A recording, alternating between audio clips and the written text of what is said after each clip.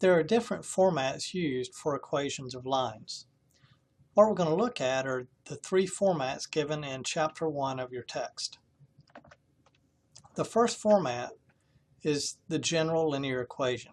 So when an equation is written in the form of ax plus by equals c, where a, b, and c are real numbers, then we call this a linear equation, and it forms the graph of a straight line. Notice that x and y are only raised to the first power, so we say that these are first order in x and y, and a, b, and c are just numbers.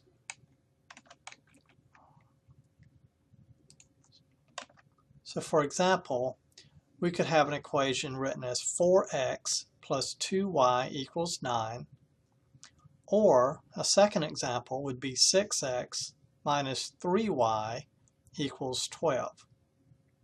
And we'll use these examples in all three equations just so we have consistency and you can follow the equations in different formats. Now, when a model is written in what's called slope-intercept form, then it's written where y equals the slope times x plus b, where b is the y-intercept. So this is the slope-intercept form of a line. Again, the value of m is the slope of the line, and the value b is the y-intercept. And you will recall that the y-intercept is just where the line crosses the y-axis. It is also the point 0b because the x value is 0 when the line crosses the y-axis at location b. So for example, we could solve for y to get the linear equations in slope-intercept form. So in the first case, 4x plus 2y equals 9, we would solve that for y by subtracting 4x from both sides. So you'd have 2y equals negative 4x plus 9, and then divide through both sides by 2, and that simplifies to y equals negative 2x plus 4.5, or you could write it as the fraction 9/2. In the other equation, you solve by beginning with subtracting 6x from both sides.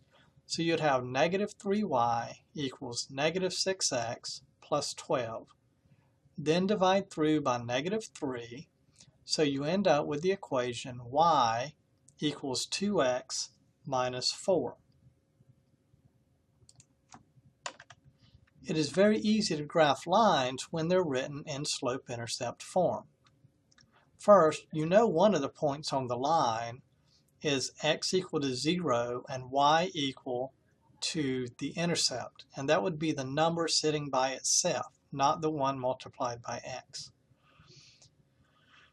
All you have to do is find one other point on the line, and there's multiple ways that you could do that. For example, we know that 0 and 4.5 is one of the points on this first line because the y-intercept is 4.5. Then we just choose another value for x, for example 2, plug that into the equation, and solve. Similarly, we know that 0, negative 4 is one of the points on the line, and then again we can use the value x equal to 2 and solve to get another point. So in this case, all we're doing is taking our equation and we're plugging in the value x equal to 2 right here, then multiplying and doing all the arithmetic. So we end up with 2 for the x value and 1/2 for the y value.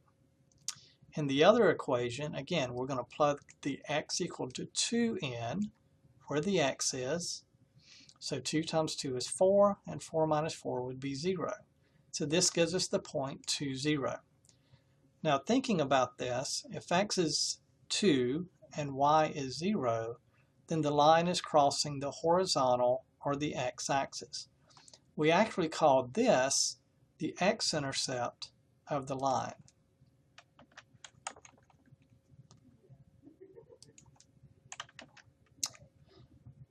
Now, one other model is called the point-slope form of the line.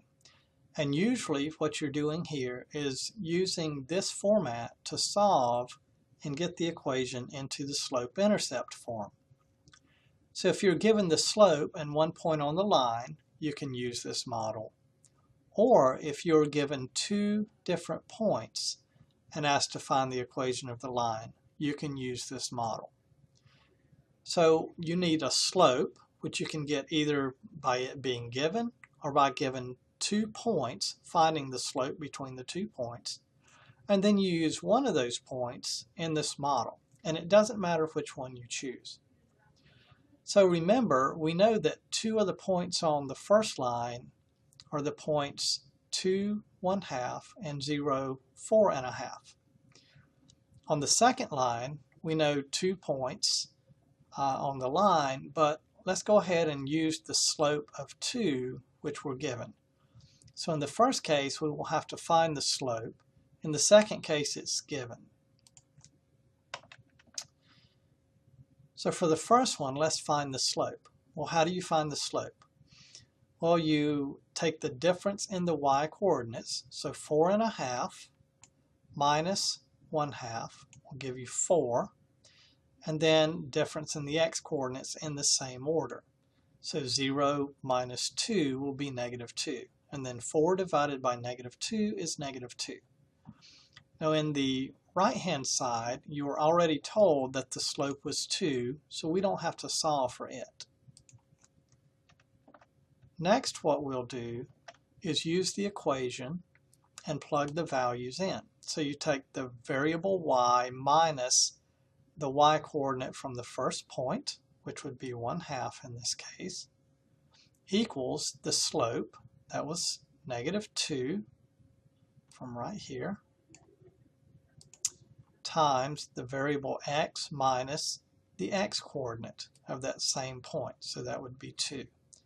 Then you distribute the -2, so you get -2x plus 4, and then you're going to add 1/2 to both sides. So you end up with the equation y equals -2x plus 4.5.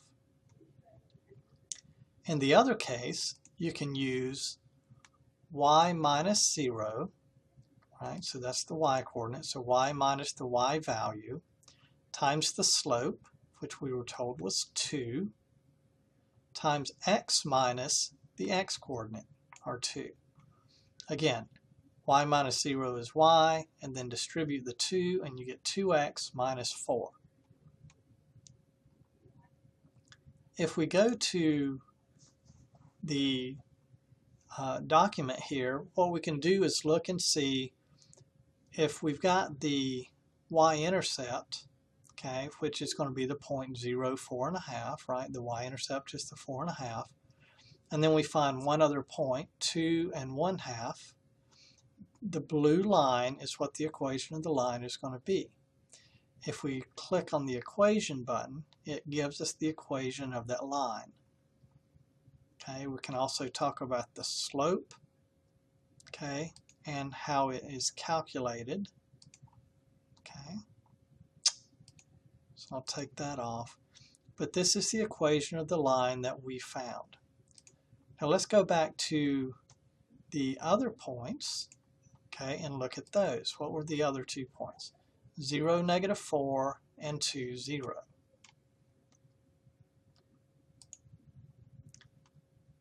So 0, -4, and 2, 0. Okay, so notice now the line is increasing or has a positive slope as we move left to right, whereas in the first example it had a negative slope. If we click on equation, we can see the equation as y equals 2x minus 4.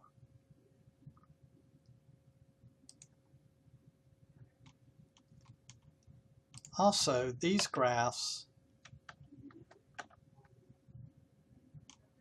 are given here for your convenience. So let me pull those down a little bit So these are the two graphs that we just worked with in these examples.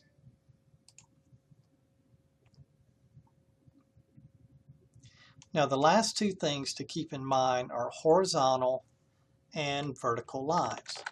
A horizontal line, okay, is going to have the formula y equals a number, like y equals 4. In that case, the line goes side to side in a graph. So let's look at an example of that. In this case, let's just go to integer values to make it easy. Notice the y value is going to be 3 no matter where you are on this line, but the x value can change. So if we say y equals 3, that's going to give us a horizontal line. In this case, the slope, okay, m equals 0. And if you think about the equation, you could say y equals 0 times x plus 4. And that would be what graph? Let's go back and make these 4. So this is the line that we're talking about in terms of that equation. And then, of course, 0 times x just simplifies. What about a vertical line? Well, a vertical line is going to be defined by where x is. So x is 3, for example. Now, in this case, what is the slope? Well, we say that it is undefined. Okay? So if x equals 3, let's look at that graph. Okay. Notice the x-coordinate is 3 no matter where I move to points on the line, but the y value can change. Now in this case, if we tried to subtract the two y values, we would get like 6 minus -2, so we would get 8 in the numerator of our slope formula. Remember, the slope formula is the difference in the y's. But when you subtract the two x values for the denominator, you would get 0. And division by 0 is undefined. Therefore, for a vertical line, we say that the slope is undefined.